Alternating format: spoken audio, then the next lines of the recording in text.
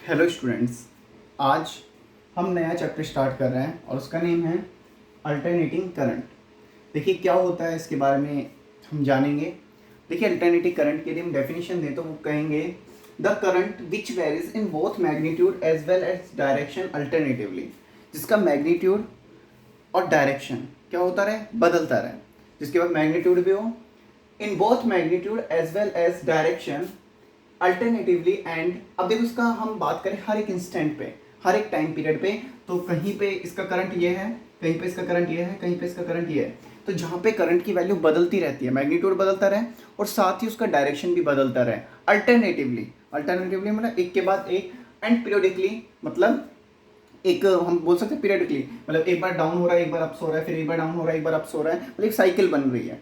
ठीक है, तो हम बोल रहे हैं the current which is varies in both magnitude as well as direction, जिसका मैग्नीट्यूड भी बदल रहा हो और डायरेक्शन भी बदल रही हो अल्टरनेटिवली, अल्टरनेटिवली बदल रही हो, and periodically called alternating current. इसको हम क्या बोलते थे, अल्टरनेटिंग करंट। जैसे बेटा मैंने एक डायग्राम बनाया है जहाँ पे हमने करंट को शो किया है। अच्छा आप सभी को ये बात पता है कि हमने लास्ट देखा था कि जब हमने बात करी थी जनरेटर की, तो जनरेटर में जो ईएमएफ प्रोड्यूस होता है वो होता है क्या, E is equals to E naught sine omega t. यही था, किसी मैग्नेटिक फील्ड में किसी कॉइल को रखते हैं और उसको जब रोटेट कराते हैं तो वहाँ पे ईएमएफ जनरेट होता है, और ये ईएमएफ ये होता है कि अब यदि मैं इसमें आर का डिवाइड कर दूँ, मैं इसको ये भी लिख सकता हूँ V naught sine omega t, और इसमें यदि मैं आर का डिवाइड कर दूँ तो मुझे क्या मिल जाएगा, मुझे मिल जाएगा I equals to I naught sine omega T, जो कि क्या हो गई, एक इंड्यूस करंट हो गई, जो कि इंड्यूस करंट हो गई। ये भी हमने इसकी वैल्यू भी हम निकाल चुके हैं। तो इंड्यूस, ये तो करंट की वैल्यू पता चल। अब वो करंट कैसी है, अल्टरनेटिवली, मतलब वो चेंज हो रही है, उसका मैग्नीट्यूड और डायरेक्शन क्या हो रहा है, चेंज। इसी को हम बोलते हैं अल्टरनेटिंग करंट। बात सभी को क्लियर हुई, अल्टरनेटिंग करंट क्या हुई। ठीक है, जिसकी मैग्नीट्यूड और डायरेक्शन दोनों क्या होती रहती हैं, बदलती रहती हैं अल्टरनेटिवली। ठीक है, तो उसे हमने बोल दिया क्या, अल्टरनेटिंग करंट। जबकि हम डीसी की बात करें तो डीसी में क्या होता है, डीसी में डायरेक्शन ही बदलती है, डीसी में वैल्यू फिक्स रहती है। आपने जैसे 5 वोल्ट की बैटरी खरीद ली, अब वो जितनी करंट प्रोड्यूस करेगी तो उतनी ही करंट प्रोड्यूस करेगी, ना कभी घटेगी ना बढ़ेगी, ना उसकी डायरेक्शन बदलेगी, उसका ग्राफ इस तरह से बनेगा। लेकिन यहाँ पे यदि ग्राफ इस तरह से बढ़ रहा है, घट रहा है, तो उसका मतलब क्या है कि करंट क्या कर रही है, चेंज हो रही है, उसका मैग्नीट्यूड क्या चेंज हो रहा है, और ऐसे ही करंट को, लेकिन कैसा हो रहा है, पीरियडिकली, मतलब एक टाइम पीरियड के बाद वो दोबारा वैसी ही रिपीट हो रही है।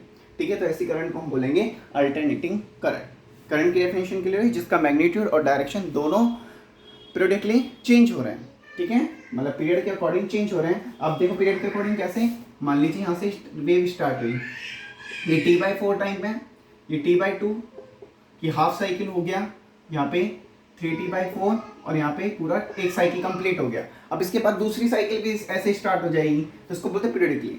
ठीक है, कि एक के बाद एक, ठीक है, सेम उसी के जैसा।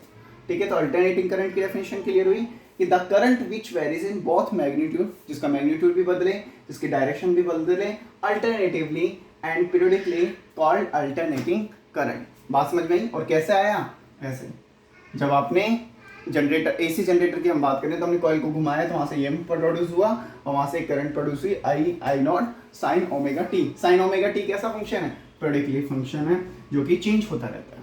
बात समझ में आई सभी को। ठीक है, इसके बाद हम नेक्स्ट देखते हैं।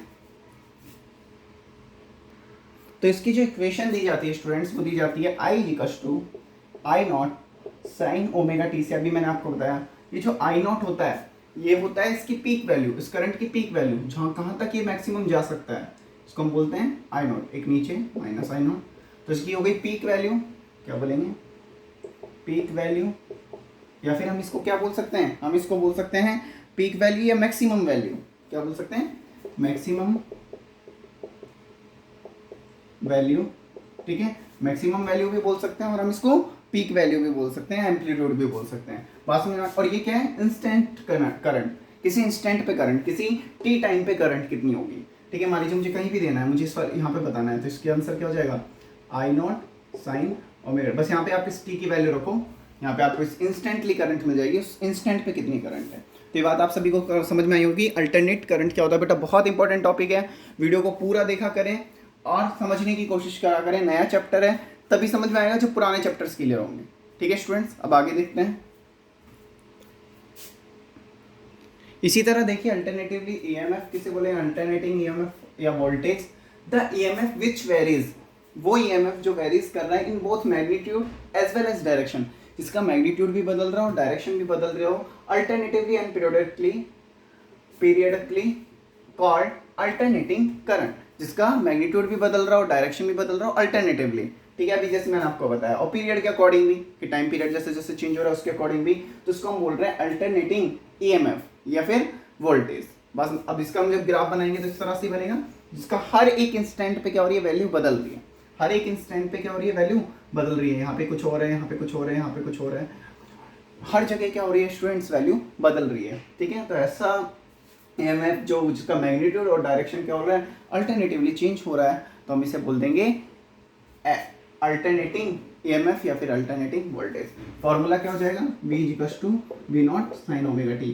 आया कहाँ से, क्योंकि हमें पता है कोई भी जनरेटर को जब हम घुमाते हैं, उसकी कॉइल को हम घुमाते हैं तो जिसमें ईएमएफ प्रोड्यूस होता है वो दिया जाता है E = E0 sin ω t से।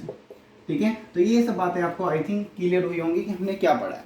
ठीक है स्टूडेंट्स, कि हमने पढ़ा है अल्टरनेटिंग करंट की डेफिनेशन, और अभी तक पढ़ी हमने अल्टरनेटिंग ईएमएफ की डेफिनेशन। यस स्टूडेंट्स, तो आगे देखिए स्टूडेंट्स, अभी हमने देखा कि करंट क्या होती है, अल्टरनेटिंग करंट जो होती है वो क्या होती रहती है, चेंज होती रहती है।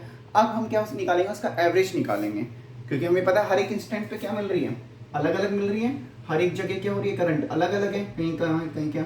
हम इसका एवरेज निकालते हैं कि एक साइकिल के लिए, फॉर फुल साइकिल, एक कंप्लीट साइकिल, कंप्लीट साइकिल कब होगा, जब एक वेव दोबारा यहाँ से स्टार्ट हो जाती है, वापस अब यहाँ से वैसे की वैसे स्टार्ट हो जाएगी, तो मतलब एक साइकिल यहाँ कंप्लीट हो गया।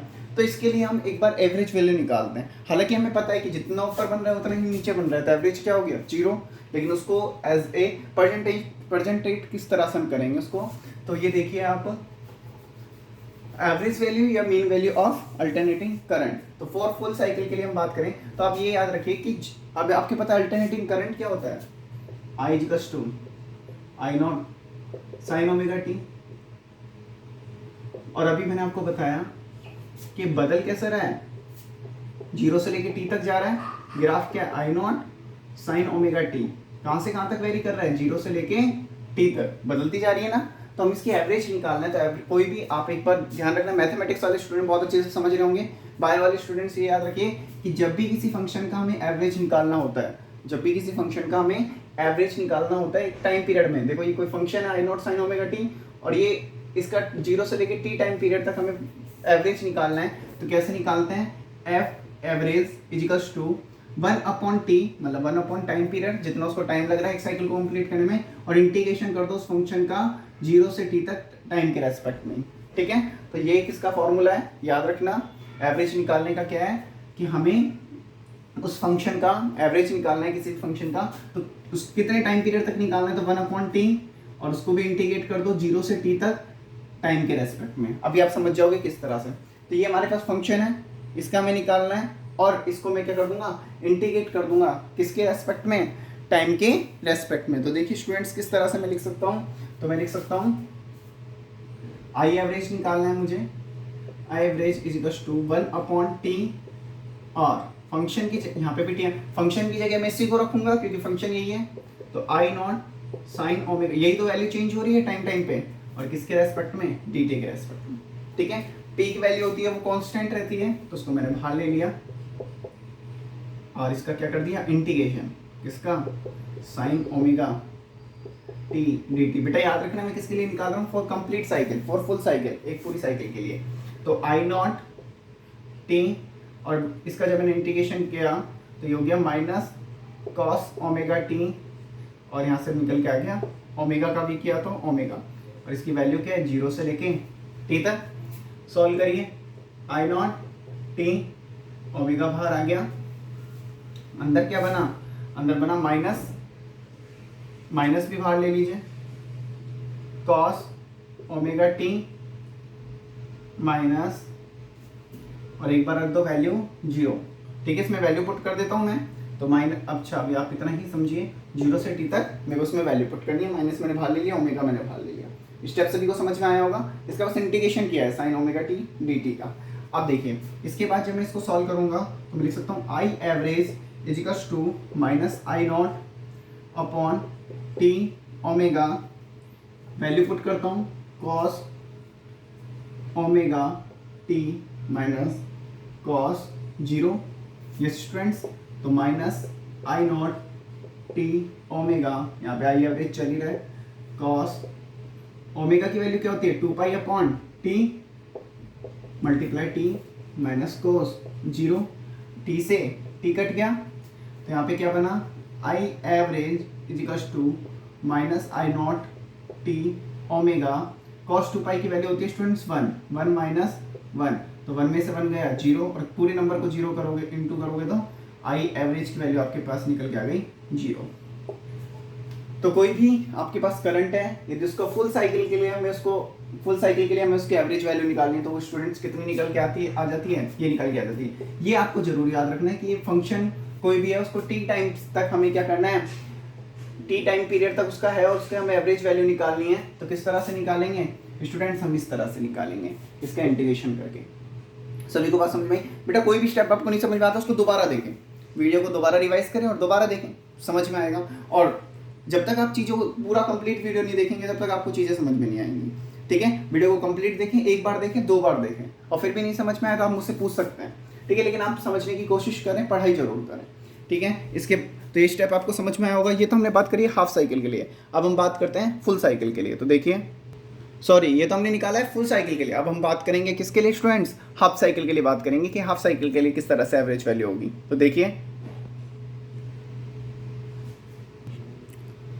स्टूडेंट्स, हाफ साइकिल के लिए हम किस तरह से करेंगे, मुझे एवरेज वैल्यू निकालनी है फॉर हाफ साइकिल, ठीक है। हाफ साइकिल कहाँ से, 0 से लेके t/2 तक, पूरी कंप्लीट साइकिल t तक जा रही है और हमें कहाँ से कहाँ तक निकालना है, 0 से t/2 तक। तो ये तो हमारे पास क्या दे दी, करंट की इक्वेशन दे दी I=I0 sin omega t।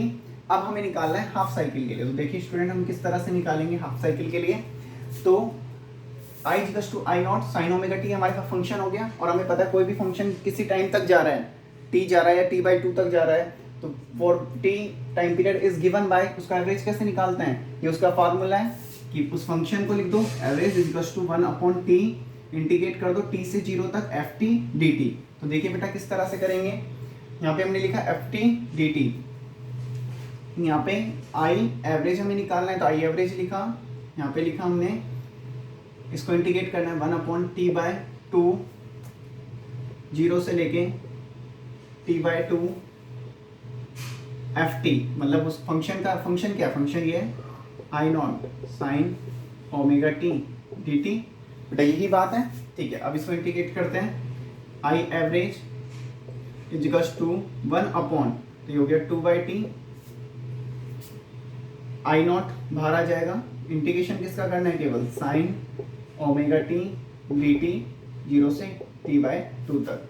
Value put करते हैं 2I0 अपॉन t, यहाँ पे जब आप इसका इंटीग्रेट करोगे तो क्या आ जाएगा, minus cos omega t upon omega, अभी हमने देखा था t/2।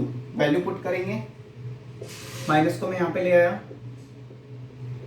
ओमेगा को भी मैंने इसके साथ रख दिया, तो अंदर क्या बचा, केवल कॉस ओमेगा t, इंटीग्रेशन कहाँ से, 0 से t/2 तक। वैल्यू पुट करो स्टूडेंट्स, ये हम किसके इक्वल्स लिख रहे हैं, आई एवरेज के, तो minus 2I0 upon t omega, और ये हो गया कॉस ओमेगा t/2 रख दूंगा t की जगह, -0, ठीक है स्टूडेंट्स, कॉस 0, ठीक है। अब इसके बाद आई एवरेज निकालना है,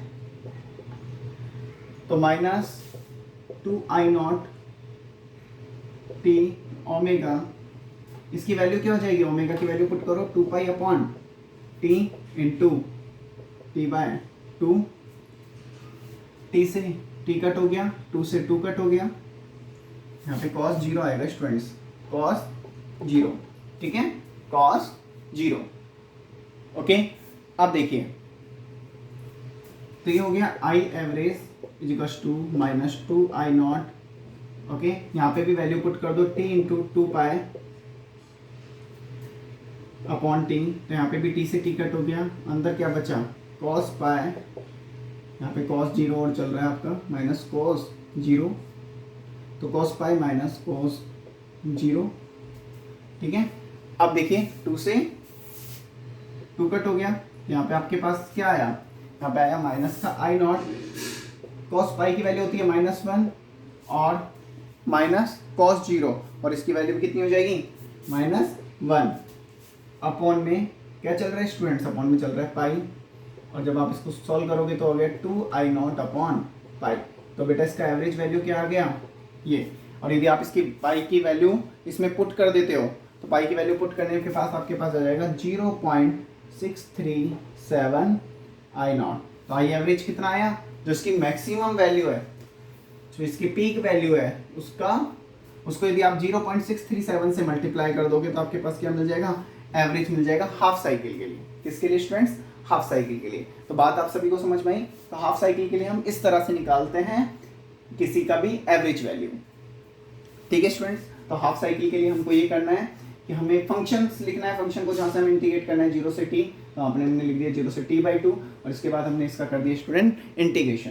ठीक है, आई एवरेज इक्वल्स टू हमारे पास निकल के आ गया हाफ साइकिल के लिए 0.637 i0। स्टूडेंट मैं आपसे बाबर से मैं एक ही बात कहूँगा, वीडियोस को कंप्लीट देखें और नोट्स अपने प्रिपेयर करें टाइम टू टाइम, आपको चीज़ें समझ में आएंगी, श्योर है। एक वीडियो को एक बार नहीं समझ में आ रही 2 बार देखें, चीज़ें समझ में आएंगी आपको। ठीक है, तो आज की वीडियो में इतना ही, नेक्स्ट वीडियो में मिलते हैं। Thank you students.